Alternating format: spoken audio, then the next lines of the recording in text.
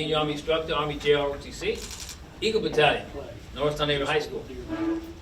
We have distinguished guests, and I'm afraid I'm not going to introduce everyone, but I want to thank especially Mr. Dormer, the superintendent who's here, and Mr. Roth, of course, for allowing this wonderful ceremony to take place in our home here in Norristown.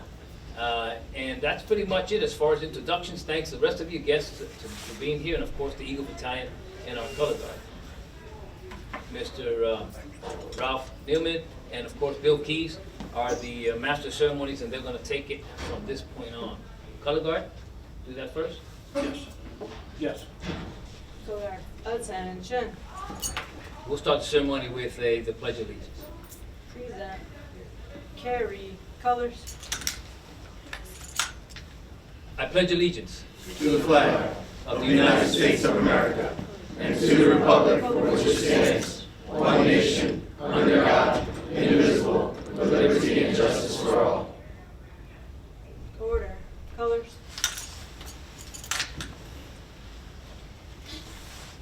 Ralph? Yes, I'm Graf Nilman. I'm the president of Vietnam Chapter 349, and I'd like to thank the superintendent Dorman and the school district, because this started a long time ago, and between us and the chapter of trying to make up our mind what we wanted and what was going to be done, and it brings us to this point today. So with everybody that helped with this, we feel this is deserving that these individuals walk the halls of the school districts and should be honored.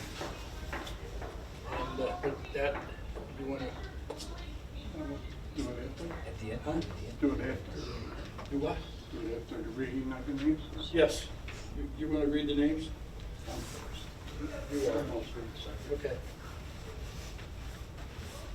Morning, everybody. Are here. My name is Bill Keys. I'm the Vice President of the Vietnam Veterans. I'm here to tell you a little bit of stories about some of the individuals that were killed in Vietnam and their names that are on the plaque. Mr. Robert Bronca. Robert was a career military man.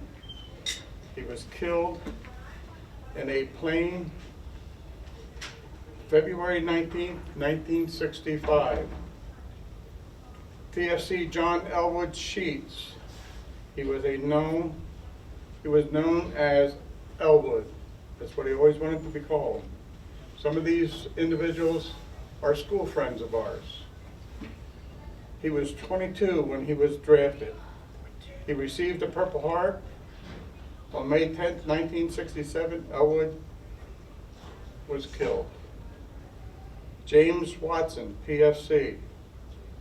He liked to be called Arthur. He was killed November 21st, 1967. Corporal David Lefevre, Marine, drafted. He was killed September 6, 1967. Gregory Littlejohn. Greg was 17 years old when he left Norristown High School to enlist in the Army. He was a paratrooper. December 7th, 1967, he was killed. PFC Jimmy McMorris. It was explained to the family by the officer who escorted the body home that Jimmy was killed on November 15th, 1967 by an American-aimed bomb shell. PFC William Reese, another school person that we know. Drafted in the Army in 1965 and deployed to Vietnam in 1966. William was killed June 25th, 1968 as a result of a mortar fragment wounds to the head received in hostile ground action. PFC Fred Ricard. His death was in 1967. Now Colonel Ramos will take over with the rest of the names. It's not easy to talk about your friends. PFC John R. Foley. John was 19, the son of a soldier when he died in a hospital on August 29, 1968, after he was struck by fragments from an enemy mine. Specialist Nicholas J. Fulmer, the Erie Street native, sent home many photographs to his family before he died, November 12, 1966, after stepping on a landmine. Lieutenant Richard Giambrone, during his last battle, Richard, according to his aunt, used a machine gun to get all his men out, and he was riddled. March 25th, 1968, on March 31, he was promoted to first lieutenant, and he died the next day. PFC Stephen Guardino, the only child of Ava and Anthony. Stephen Guardino enlisted along with 3 of his friends in the Marines on April 23, 1967. Prior to enlisting, he was an auto mechanic at Sears. He was on a patrol in the jungle on 20 January 1968 when his squad was hit. Stephen was killed instantly. He was 19. Sergeant Dennis W. Hippo. Dennis, a graduate of Norristown High School and Penn State University, was first reported missing in action and then killed in action on January 17, 1969. He was 21. Sergeant Joseph Hudson. Joseph enlisted in the Army before his 17th birthday. He was killed when the supply truck he was driving was ambushed on December 24, 1968. Shortly before he was to return home on emergency leave to visit his sister, who was gravely ill, he was 22. Specialist Willie L. Jones Jr., the 4th of 11 children who grew up on Moore Street. Willie, according to his mother, knew he was going to die. In a letter home, he wrote, "It's rough over here, Mom. I'm still living for now. You can tell by my handwriting. But I don't know for how long." Willie led a mortar team, and on September 5, 1967, he and 7 of his men were ambushed and were killed. He was 20. Lance Corporal Michael Baranowski, a promising journalism student. Michael was 20 on November 29, 1966, when he died of a gunshot wound to the chest while participating in an operation against hostile force near Quang Tri. Specialist Walter Bartosh, the Norristown High graduate, was 21 when he was killed in the morning of October 5, 1969, near the Cambodian border. His ship came under an anti-aircraft fire, and according to Walter's father, he manned the copter's .50 caliber machine gun after the gunner was hit. He was awarded the Bronze Star. Corporal Daniel W. Brady, Jeffersonville native, was attending night school at LaSalle College in 1966 and hoped to be a history teacher. He joined the Marines and volunteered for duty in Vietnam. Then he was killed on 22nd of July, 1967 in the Keeson Hill 861. Specialist Anthony J. Cabot. Anthony had reached the end of the normal 12-month tour of duty after enlisting and was expecting to be back in the States around July 6, 1969. On June 30, the Bishop Henry High School graduate, who was a communications specialist with the Army Artillery Unit, was killed. He was 21. Specialist Wallace S. Carter. Wallace enlisted in the Army in 1967. He was 22 years old, Specialist 4, when he was killed excuse me, in Vietnam, September 18, 1969.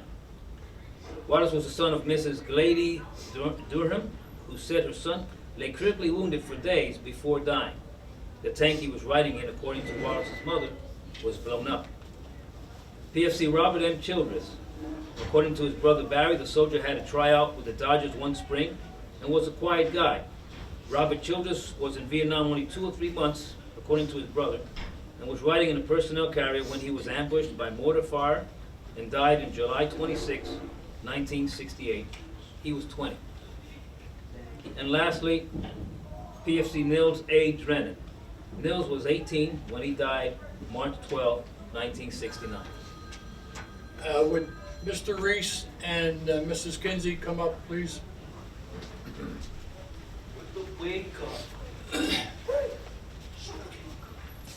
Order. You go on one side, you go to another. The reason I asked these 2 individuals to come up, their brother is on this wall. Gotta go up, right? Veterans, whether you're covered or not, salute. Carry. Colors. Present. Colors.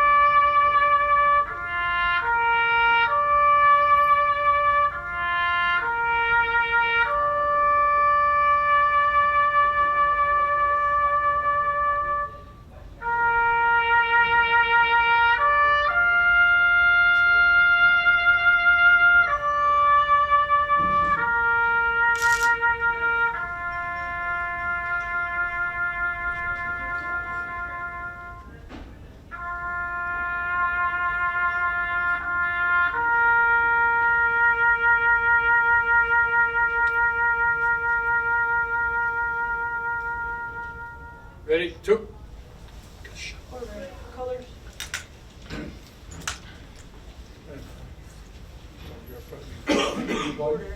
Alarms. Okay. To everybody here, the ROTC, we appreciate your support. Every time our chapter needs help with something, you're there. And we, in turn, if you need help, we're there. Oh, we know you. But I'd like to thank the school district again, superintendent, and this is something I hope they'll stay here forever. And hope we don't have to add any more names. Thank you. Thank you. Thank you. You can give me that. Good morning, everyone, and thank you for joining us this morning here at the NAHS Centenary High School. My name is Christopher Dormer. I'm very proud to be the superintendent of schools here. I want to thank all of our alumni, our Vietnam veterans, and all of our students to be with us this morning. One of our responsibilities as a school district is to make sure that we prepare our young men and women for bright futures, that they are ready when they leave our hallways to go on to life and to do something important. We very purposefully here at this high school have a motto, learn and leave to serve. And I think it's very fitting that I mention that motto today with all of our alumni today that we're recognizing, that are with us, that are being honored on this wall, that called the highest level of service. And that was service in the United States military, and unfortunately for the people recognizing today, service that they gave with their lives in service and defending of the ideals of this country. So I want to thank everybody that is with us today, our alumni, for coming back. You're always part of our Eagle family. It was important when Mr. Nealman, reached out and said, you know, these are Eagles that for too long have gone unrecognized for giving the ultimate sacrifice in their service, and we want to make sure that they are forever remembered. And I'm forever indebted, working with Mr. Nealman and the Veterans Group, that we were able to hold this ceremony today, that we're able to have an absolutely stunningly beautiful plaque to recognize those that, again, served in the United States military, that truly lived the motto here of the NAHS Centenary High School. And for our young JROTC students that are with us today, that I'm hoping many of you are called to that type of service. And just so that we are and will be so very proud of you when you do leave here and you go to serve, whether it be in the military or you go to serve in any walk of life. So once again, thank you to everyone that is here with us today. I would invite High School Principal Mr. Roth just to say a few words on behalf of the high school administration and staff.